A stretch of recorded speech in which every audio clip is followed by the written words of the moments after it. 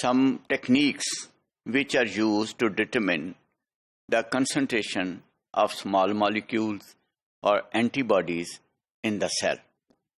And in this module, we will discuss the competitive ELISA technique, what it is used for, and what's its objective.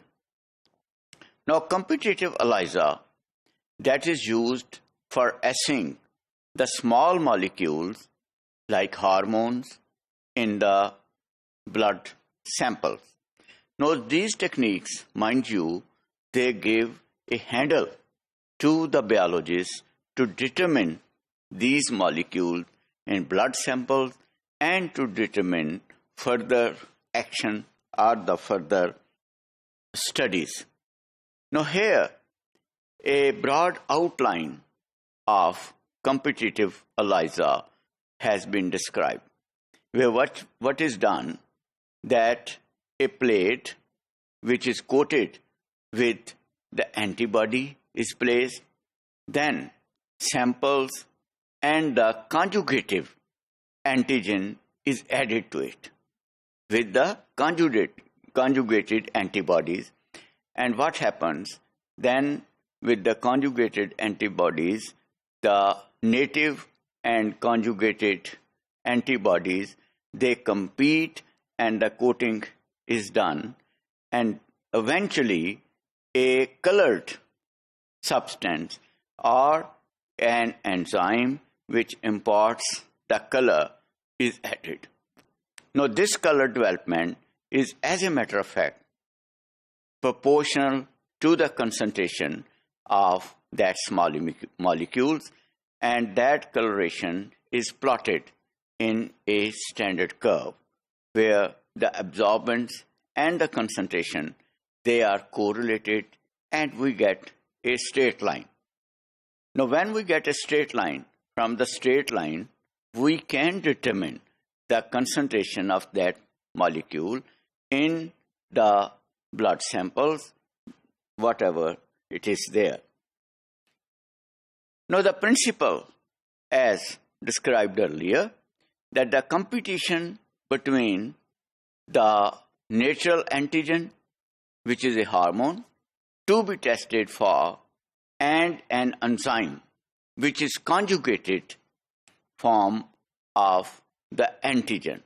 So what it is, that there is a natural antigen hormone, the substance which we want to determine, and then an enzyme, which is again the conjugated form of that antigen, which is there. The test sample and the defined amount of the enzyme conjugated antigen, they are mixed together to draw the standard curve, and they are placed into the coated wells of a monitoring or micro titer plate. The micro titer plate of the ELISA, that is, they are put in there. The antigen and conjugated form of it, they both, when they are put in the wells of that plate, they compete for the available places on the coating antibody layer. There is an antibody, and that antigen, they compete for that. And the more natural antigen is bound, the lower the signal generated. Mind you, in this case, the natural antibody, which is the hormone, it is more natural antibody is bound there, and it gives a less chance to the other conjugated protein to be joined with it. So it means that the lower the signal is generated in this case.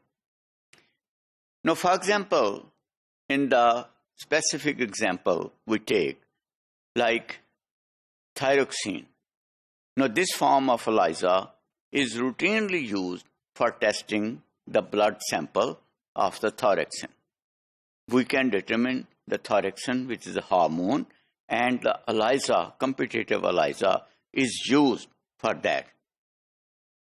So what it is that the patients, they can be given additional thyroxine if required, if they are deficient, so that there is a significant amount of that hormone in the blood present. Competitive ELISA is used as an accurate measure of the circulating level of the hormone. So you see, the advantage is that with this technique, we can determine an accurate amount of the hormone which is present in the blood, and that it is where it is used. Now another technique which is used, that is radioimmunoassay, commonly known as RIA. In some assays, the enzyme is actually replaced with a radioactive label, and this form is known as RIA, where an antigen, the competitive antigen, is replaced by a radioactive compound. And another use of competitive ELISA is that competitive ELISA using conjugated antibody can also be used to quantify level of the circulating antibody in the test serum. So where we can determine the hormone level as well, but we can also determine the level of the circulating antibody which is in the blood. And the solid phase has the antigen to which the antibody will attach directly coated onto it. So in this case, what we do, the solid phase, the solid plate, it has got the antibody rather than antigen, and then the antibody will attach directly to that. Now, we can also test the serum and conjugated form of the antibodies. We mix together and add to the reaction wells as described earlier. The conjugated and test antibody then compete to bind the antigen. Again, they compete for the available spaces, and the level of antibody can again be determined by the reduction in signal. So remember that in this technique, we can determine the hormone level, the concentration of small molecules which are present in the blood, and at the same time, we can also determine the presence of antibody which is in the blood.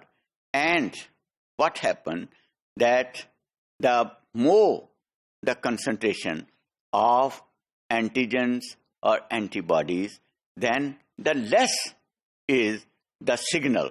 This is to be remembered, because the antibodies, they will compete for the available spaces, and these techniques definitely give handle to the biologist to determine precisely and accurately the concentration of these molecules.